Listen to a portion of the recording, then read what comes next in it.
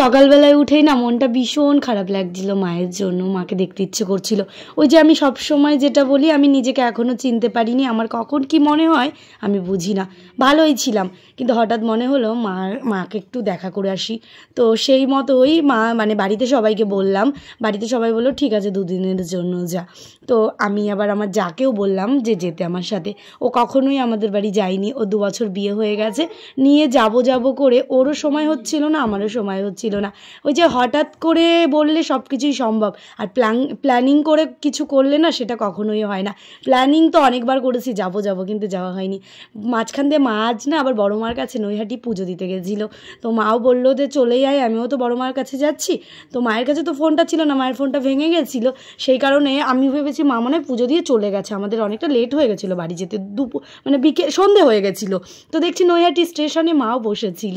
ঠিক বলে না যে ভগবান চাইলে সব সম্ভব। তো মা মাঝ রাস্তায় নিয়ে চলে এসলো। এই দেখো দেখতে দেখতে বাড়িও চলে এসেছি।